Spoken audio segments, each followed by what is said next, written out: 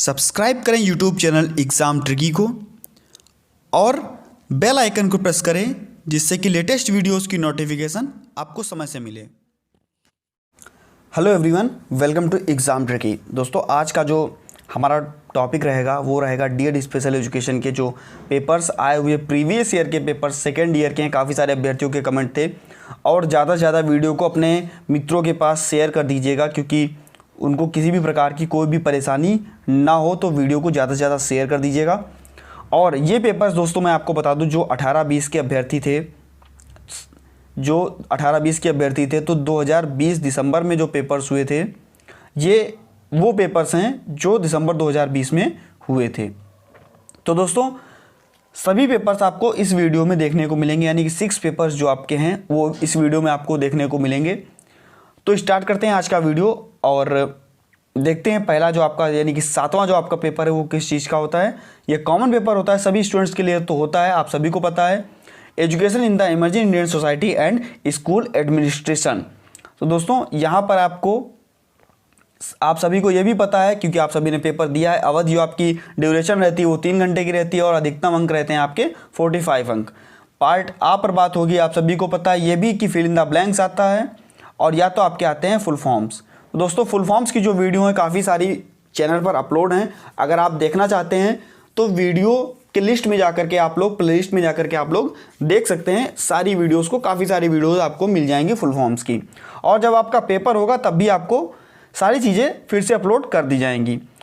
इस प्रकार से आपकी फुल फॉर्म्स आई थी, UEE, MHRD, RTE और रूसा और NTA एक्ट। तो दोस्तों, लगभग फुल फॉर्म्स अच्छी थी, सभी को पता होंगी। अगर नहीं पता है तो आप लोग हमारी वीडियोस देख लीजिए फुल फॉर्म्स की, सारी फुल फॉर्म्स वहाँ पर आपको देखने को मिल जाएंगी। 1 नंबर है, आपको यहाँ पर सारे क्वेश्चंस करने हैं, ऑल क्वेश्चन यहाँ पर कंपलसरी आपके हैं। और दोस्तों, आपका सेकंड जो पोर्शन होता है यानी कि पार्ट बी होता है, यहाँ पर इस प्रकार से कुछ क्वेश्चंस आए थे और क्वेश्चंस काफ़ी इंपॉर्टेंट थे। शिक्षा के अर्थ को परिभाषित कीजिए, यानी कि एजुकेशन क्या होती है, शिक्षा क्या होती है। तो इस पर भी दोस्तों वीडियो अपलोड की जा चुकी है, आप लोग देख सकते हैं कि शिक्षा क्या होती है। और पूर्व व्यावसायिक प्रशिक्षण का उम्र क्या है, यानी कि प्री वोकेशनल एजुकेशन। आप सभी को पता है कि 15 से जो 18 के स्टूडेंट्स होते हैं वो प्री वोकेशनल के अंतर्गत आते हैं FACP के अनुसार। और आदर्शवाद की परिभाषा यहाँ पर पूछी गई। वाद सारे इंपॉर्टेंट हैं, लेकिन जो आदर्शवाद और मानवतावाद है वो ज़्यादा इंपॉर्टेंट आपका है। तो आदर्शवाद की परिभाषा दीजिए, यहाँ पर कहा गया है।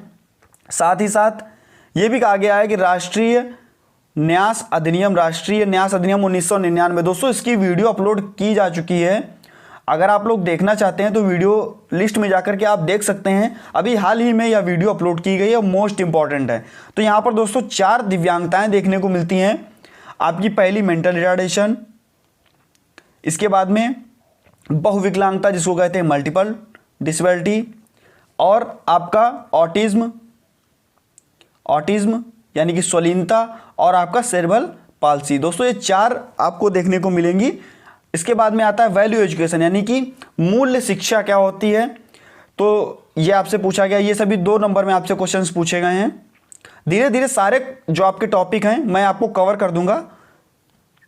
यहाँ पर आपको जो भी क्वेश्चंस दिए गए हैं इसमें से आपको केवल और केवल 4 क्वेश्चंस करने हैं, और प्रत्येक क्वेश्चन जो आपका है वो 5 नंबर का आपको देखने को मिलेगा। तो दोस्तों, 6 क्वेश्चंस यहाँ पर दिए गए हैं और यहाँ पर आपको 4 क्वेश्चंस करने हैं। विशेष शिक्षा में शैक्षिक दर्शन के निहितार्थ लिखिए। नेक्स्ट आपका एक नोट लिखना है national policy of person with disability 2006 पर। तो दोस्तों, इस पर एक टिप्पणी लिखनी है, एक नोट लिखना है। और कभी कभी आपसे RTE एक्ट भी पूछ सकता है, यानी कि राइट टू एजुकेशन एक्ट भी पूछ सकता है। कभी कभी आपसे NTA एक्ट भी यहाँ पर पूछ सकता है, और PWD भी पूछ सकता है, और RPWD भी पूछा जा सकता है। तो ये सभी एक्ट्स जो हैं वो आप लोग तैयार कर लीजिएगा, और लगभग सभी एक्ट जो हैं वो अपलोड किए जा चुके हैं। नेक्स्ट आपका व्यवहारिक और मानवतावाद के बीच में अंतर लिखिए, यानी कि व्यवहारिकवाद और मानवतावाद के बीच में आपको अंतर लिखना है।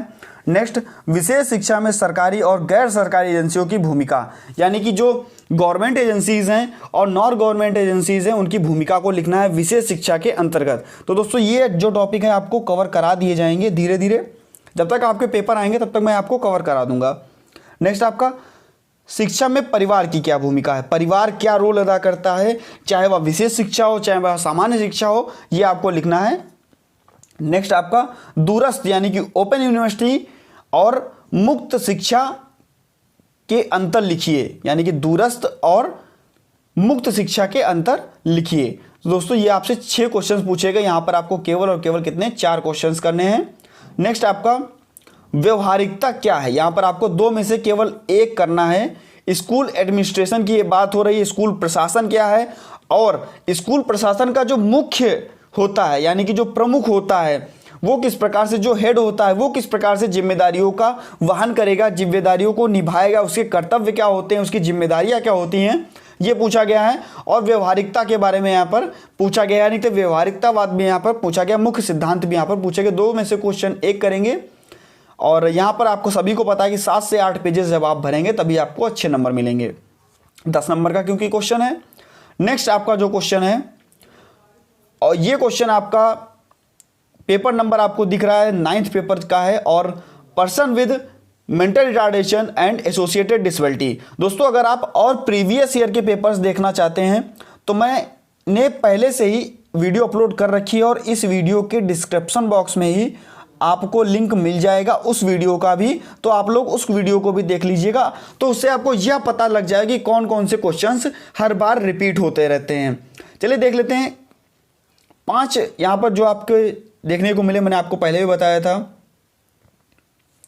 तो यहाँ पर सीपी यानी कि cerebral palsy, ADL activity of daily living, और ऐसे एमआरआई, नेक्स्ट आपका एएमआर, और यहाँ पर पूछा गया ऑटिज्म एक विकार है जो हानि को दर्शाता है। कौन कौन सी हानियाँ होती हैं जो ऑटिज्म के अंदर आपको देखने को मिलती हैं, आपको 2 चीज़ें यहाँ पर भरनी होंगी। ये सभी पेपर्स मैं आपको धीरे धीरे करके सभी पेपर्स सॉल्व एक तरीके से करा दूंगा तो आपको आसानी रहेगी। नेक्स्ट, आपका बहुविकलांगता क्या है, दोस्तों इस पर वीडियो अपलोड की जा चुकी है, देख सकते हैं आप। संचार की परिभाषा दीजिए, यानी कम्युनिकेशन की बात हो रही है, कभी कभी हिंदी नहीं समझ में आती है तो इंग्लिश देख लीजिएगा, यानी कम्युनिकेशन क्या होता है। नेक्स्ट, आपका ये जो आपका क्वेश्चन है इकोलिक स्पीच, यानी कि शब्दानुकरण भाषण क्या है, ये रिपीट होता रहता है क्वेश्चन, और 2 नंबर में काफ़ी बार आपसे पूछा गया है कि इकोलिक स्पीच क्या होती है। दोस्तों ये आपको जो क्वेश्चन है ये आपको देखने को मिलेगा, जो आपने फर्स्ट ईयर का थेरेपी का पेपर पढ़ा था वहां पर आपको इकोलिक स्पीच देखने को मिलेगा, यानी कि शब्दानुकरण भाषा क्या होती है आपको देखने को मिलेगी, आप पढ़ सकते हैं। संवेदी हानि क्या है, यानी कि सेंसरी इंपेयरमेंट क्या होता है, ये आपको देखने को मिलेगा। नेक्स्ट, आपकी मिर्गी, मोस्ट इंपॉर्टेंट लगाइएगा, फर्स्ट ईयर से लेकर के सेकंड ईयर तक का मोस्ट इंपॉर्टेंट टॉपिक है मिर्गी। आपसे पूछ दिया 2 नंबर में मिर्गी क्या होती है। और दोस्तों मिर्गी का जो वीडियो है वो भी अपलोड किया जा चुका है, आप देख सकते हैं, किसी के अनुसार भी आप लिख सकते हैं यहाँ पर परिभाषा। नेक्स्ट, और मिर्गी के लिए तो एपिलेप्सी फाउंडेशन ऑफ अमेरिका के अनुसार जो परिभाषा है, अगर आप उस परिभाषा को लिखते हैं तो आपके लिए काफ़ी इंपॉर्टेंट है और वहाँ पर आपको नंबर मिलने की भी संभावना अच्छी रहती है। देखते हैं आगे, ADHD यानी कि ADHD जो बच्चे होते हैं इनके लिए कक्षा प्रबंधन किस प्रकार से किया जाएगा, यानी कि कक्षा प्रबंधन क्लासरूम मैनेजमेंट ADHD बच्चों के लिए किस प्रकार से किया जाएगा। नेक्स्ट, आपका असिस्टिव डिवाइस क्या होते हैं, असिस्टिव डिवाइस यानी सहायक उपकरण क्या होते हैं, इस पर एक छोटी सी टिप्पणी लिखनी है। और आप सभी को पता है कि जो 5 नंबर के क्वेश्चंस होते हैं वो 2 से 3 पेज में आपको लिखने होते हैं।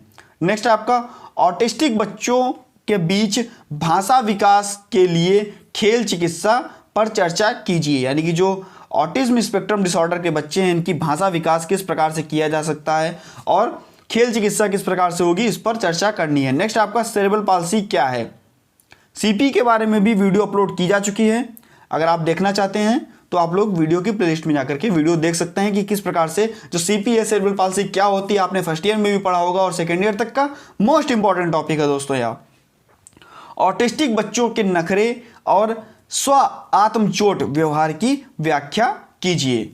नेक्स्ट आपका व्यवहार का कार्यात्मक विश्लेषण कीजिए, यानी कि फंक्शनल एनालिसिस करनी है बिहेवियर की। तो दोस्तों इस प्रकार से आपके 6 क्वेश्चन से 4 क्वेश्चन करने हैं आपको। यहाँ पर आपके यहाँ से देखिए सेरेब्रल पाल्सी फिर से पूछा गया और बौद्धिक विकलांग बच्चों के लिए शिक्षा विकल्प भी पूछा गया। तो दोस्तों सेरेब्रल पाल्सी क्या है, प्रकारों के आधार पर दैनिक जीवन में की गतिविधियों में किस प्रकार से प्रशिक्षण देंगे सेरेब्रल पाल्सी के बच्चों को। तो दोस्तों देख लीजिएगा आप लोग, सेरेब्रल पाल्सी की वीडियो आपको मिल जाएगी हमारे चैनल पर ही। नेक्स्ट आपका जो पेपर है करिकुलम स्ट्रेटजीज का है। यहाँ पर जो आपका पेपर नंबर 10 है ये है। सारे पेपर्स आपको इस वीडियो में कवर हो जाएंगे। एडीएल देखिए फिर से वही पूछ दी गई, अभी इसके पहले में पेपर में भी आपसे पूछा गया था और इसमें भी। आईएफएसपी आपने फर्स्ट ईयर में भी पढ़ा, आईवीटीपी। नेक्स्ट आपका भावना प्रशिक्षण के माध्यम से शिक्षा की वकालत किसने की, यानी कि जो सेंसस के बारे में कहा गया और सेंसस पर बात किसने की थी आपको यह लिखना है। सेंसस के लिए एडवोकेसी किसने दी थी, तो आप सभी को पता है कि मैडम मारिया मॉन्टेसोरी ने सेंसस के लिए कहा था। उन्होंने सारी चीज़ें आपने फर्स्ट ईयर में इसके बारे में पढ़ा होगा। नेक्स्ट आपका NHFDC को विस्तार से लिखिए। सारी वीडियोस जो आपकी फुल फॉर्म्स की हैं मैं धीरे धीरे आपको अपलोड कर दूंगा और पहले से भी अपलोड की जा चुकी हैं। योगात्मक मूल्यांकन क्या होता है, यानी कि समेटिव इवैल्यूएशन क्या होता है, इवैल्यूएशन की भी वीडियो आपके लिए अपलोड की जा चुकी है। पाठ्यक्रम क्या होता है, करिकुलम क्या होता है। दोस्तों जैसे ही करिकुलम की बात आती है वैसे ही आपको याद आता है एक खास नाम जो कि आपके लिए करिकुलम के लिए है, फ्रॉवेल का भी आपको याद आता है। और साथ ही साथ एक और नाम है जहां पर उन्होंने कहा था, मैं आपको डेफिनेशन बताता हूं और आप लोग उनका नाम बताइएगा कि किसने कहा था। उन्होंने यह कहा था कि जो पाठ्यक्रम होता है वो किस प्रकार से होता है, वो होता है कि कोई भी अगर शिक्षक या कोई भी मान लीजिए एक पर्टिकुलर प्लेस होता है, वहां पर शिक्षक क्या करता है, किसी भी चीज को ला करके ढालता है और अपने अनुसार ढालता है। दोस्तों पाठ्यक्रम के बारे में भी आपसे बताया गया था, इसी प्रकार की जो डेफिनेशन थी वो किसने दी थी आप लोगों को बताना है। नेक्स्ट आपका इलेक्ट्रिक करिकुलम। दोस्तों यह जो आपका टॉपिक है संकलन पाठ्यक्रम क्या होता है, या आपका जो टॉपिक है हर बार लगभग में आप पेपर पिछले उठा कर देखेंगे वहां पर आपको या जो टॉपिक है 2 नंबर में आपको देखा मिलेगा। नेक्स्ट आपका सामाजिक कौशल के 2 उदाहरण लिखिए, यानी कि सामाजिक कौशल क्या होते हैं इनके 2 उदाहरणों को आपको लिखना है। नेक्स्ट आपका पाठ्यक्रम अनुकूलन से आप क्या समझते हैं, करिकुलम एडेप्टेशन क्या होता है। इसी प्रकार से 4 क्वेश्चंस यहां पर आपको गृह आधारित मॉडल यानी कि घर आधारित मॉडल क्या होता है यह भी आपसे अपलोड किया जा चुका है। बौद्धिक विकलांग व्यक्तियों के लिए उपलब्ध विभिन्न रोजगार क्या है। सुनवाई हानि यानी कि हेयरिंग इम्पेयरमेंट के बारे में आपसे पूछ दिया गया, किस प्रकार से पाठ्यक्रम अनुकूलन किया जाएगा। पाठ्यक्रम नियोजन के बारे में पूछा गया। माध्यमिक शिक्षा के लिए बौद्धिक विकलांग बच्चों के लिए जो आपसे कार्य विश्लेषण किया जाता है वो आपसे यहाँ पर पूछ दिया गया। डोमेन विश्लेषण के लिए पूछा गया सहकारी अधिगम क्या होता है। कोऑपरेटिव लर्निंग क्या होती है, चाहे वह पीयर ट्यूटरिंग हो, आपकी पीयर ट्यूटरिंग हो, चाहे वो आपकी कोऑपरेटिव लर्निंग हो, कभी ना कभी पेपर में दोनों में से एक पूछ देता है। नेक्स्ट आपका पाठ्यक्रम विकास के विभिन्न सिद्धांतों और बुनियादी विचारों की व्याख्या कीजिए। नेक्स्ट आपका बौद्धिक अक्षम विकलांगों व्यक्तियों के लिए पाठ्यक्रम में आयु उपयुक्त मनोरंजन अवकाश कौशल सहित आवश्यकता और के महत्व को बताना है आपको। तो इस प्रकार से आपके 2 में से एक क्वेश्चन हो गया। नेक्स्ट आपका जो पेपर है पेपर नंबर 8 है inclusive education for children with disability का। दोस्तों यह भी आपका कॉमन पेपर है समावेशी शिक्षा का। यहाँ पर भी UNCRPD, RPWD, UDL, SSA और ग्लैड, ये सभी RPWD सभी को पता है, rights of person with disability act, UDL, SSA सर्व शिक्षा अभियान, glad grade level assessment device, ये सभी आपको पहले से आपने पढ़ रखी हैं, सभी आपको पता है। नेक्स्ट आपका समावेशी शिक्षा को परिभाषित कीजिए। पीयर ट्यूटरिंग देख लीजिए, यहाँ पर आपसे पूछ दिया गया। नेक्स्ट आपका सार्वभौमिक डिजाइन से आप क्या समझते हैं, यूनिवर्सल डिजाइन की बात हो रही है। एकता की परिभाषा दीजिए, यानी कि इंटीग्रेशन की परिभाषा आपको देखनी है। एकता की परिभाषा ऐसे आप समझने में अगर आपको दिक्कत होती है तो इंग्लिश का वर्ड देखिए, इंटीग्रेशन की बात हो रही है। नेक्स्ट आपका जो आपके 2 क्वेश्चंस हैं ये आपके सारे क्वेश्चंस करने थे। यहाँ पर आपको कितने 4 क्वेश्चंस करने हैं। समावेशी समावेशन की बाधाएं लिखिए, बैरियर लिखने हैं आपको। एकीकृत समावेशन और विशेष शिक्षा के बीच में आपको भेद करना है। समावेशन के लाभ लिखने हैं। पाठ्यक्रम अनुकूलन क्या है, बहुत ही अच्छा क्वेश्चन है आपका। बीआरसी क्या होती है, और यहाँ पर आपका समान समूह यानी कि पीयर ग्रुप के बारे में आपसे यहाँ पर आ गया। इस प्रकार से 2 क्वेश्चंस सीसीई पूछ दिया गया और कक्षा प्रबंधन आपसे पूछ दिया गया। क्लासरूम मैनेजमेंट किस प्रकार से आप करेंगे। और लास्ट आपका पेपर है paper number 11 family and community का है। यहाँ पर आपसे भी देख लीजिए, ये आपकी फुल फॉर्म्स पूछी गई। MSJE, IFSP, RPWD, NTA और UNCRPD। हैबिलिटेशन क्या होता है, व्यक्ति वृत्त क्या है यानी कि केस हिस्ट्री क्या है। नेक्स्ट आपका परिवार की 2 विशिष्ट लक्षण को सूचीबद्ध कीजिए, यानी कि परिवार के 2 लक्षण क्या होते हैं। परिवार के प्रकार लिखिए और समुदाय क्या होता है यानी कम्युनिटी क्या होती है। और पेपर भी आपका फैमिली एंड कम्युनिटी का। यहाँ पर इस पेपर में आपको अगर आप लोग लिख के आते हैं तो सबसे ज़्यादा अगर पेपर में नंबर मिलते हैं तो फैमिली एंड कम्युनिटी के पेपर में ही नंबर आपको मिलते हैं। परामर्श क्या है, काउंसलिंग क्या है, समूह के काम के फायदे और नुकसान लिखिए। अभिभावक संघ के लाभ लिखिए, यानी कि पेरेंट्स एसोसिएशन क्या होता है इसका लाभ लिखना है। परिवार के बारे में पूछा गया है। और यहाँ पर देख लीजिए CVR पूछ दिया गया आपसे। और यहाँ पर पूछा गया बौद्धिक विकलांगता वाले बच्चों की पुनर्वास प्रक्रिया में परिवार की क्या भूमिका होती है, ये आपसे पूछ दिया गया। अच्छे टॉपिक्स हैं ये। और इसी प्रकार से आपका 12वां पेपर है टीचिंग मैथोलॉजी सब्जेक्ट्स का। ज़्यादातर जो स्टूडेंट्स हैं उनको यह पेपर कठिन लगता है, लेकिन अगर आप लोग इस पेपर को पढ़ते हैं अच्छे से, सबसे सरल पेपर आपको यही लगेगा। और यहाँ पर भी देखिए आपसे पूछ दी गई आपकी 5 full forms LSRW, TLM, RPWD, ISL और MDPS। सभी फुल फॉर्म्स आपने पढ़ी हैं और अच्छी फुल फॉर्म्स हैं। माइक्रो टीचिंग क्या होती है दोस्तों, माइक्रो टीचिंग किसने दी, पढ़ लीजिएगा। और काफ़ी बार पेपर में पूछा गया है माइक्रो टीचिंग क्या होती है। बहुसंवेदी शिक्षण क्या है, सेंसरी टीचिंग क्या होती है। सामाजिक विज्ञान शिक्षा के 2 उद्देश्य लिखिए। सोशल साइंस के बारे में पूछा गया। सकारात्मक संरचना यानी कि पॉजिटिव कम्युनिकेशन के बारे में पूछा गया। बुनियादी गणित अवधारणाओं के बारे में यहाँ पर आपसे पूछा गया। नेक्स्ट आपके जो क्वेश्चन है, माइक्रो टीचिंग किसने, माइक्रो टीचिंग एलन की जो थी उस पर चर्चा आपको करनी है। इसी प्रकार से जो आपके ये क्वेश्चन हैं, अंग्रेजी भाषा का बुनियादी कौशल क्या होता है, ये आपके क्वेश्चन हैं। और जो आपके 2 क्वेश्चन हैं, लास्ट क्वेश्चन सामाजिक विज्ञान क्या है। नेक्स्ट आपका आप कक्षा में सकारात्मक वातावरण कैसे स्थापित करेंगे, इस पर चर्चा आपको करनी है। तो दोस्तों लगभग आपके इस जो 2018-20 के जो पेपर थे 6 के 6 पेपर आपके यहाँ पर समाप्त होते हैं। और धीरे धीरे मैं सभी पेपर्स का सोल्यूशन आपको दे दूंगा। साथ ही साथ अगर आप और प्रीवियस ईयर के पेपर्स देखना चाहते हैं तो आपको इस वीडियो के डिस्क्रिप्शन बॉक्स में लिंक मिल जाएगा। वीडियो अगर अच्छी लगी हो तो लाइक कर दीजिएगा। चैनल पर नए थे चैनल को सब्सक्राइब कर लीजिएगा। मिलता हूं दोस्तों नेक्स्ट वीडियो में कुछ नए जानकारी के साथ और कुछ नए टॉपिक के साथ। धन्यवाद। वीडियो को शेयर करना ना भूलिएगा। सभी अभ्यर्थियों के पास वीडियो को शेयर कर दीजिएगा, किसी का भी नुकसान नहीं होना चाहिए। मिलता हूं दोस्तों नेक्स्ट वीडियो में।